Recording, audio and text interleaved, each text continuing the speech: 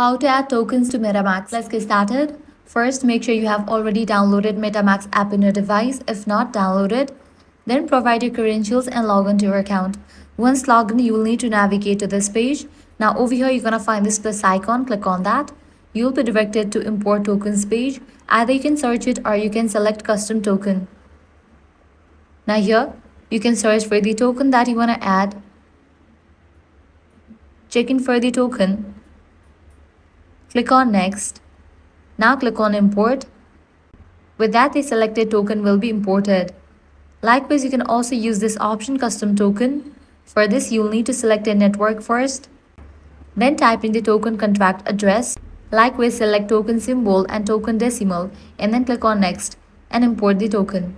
So this way you can easily add tokens to MetaMask. This was really simple and quick process. If this guide helped you out, do not forget to like, share and subscribe. Thanks for watching.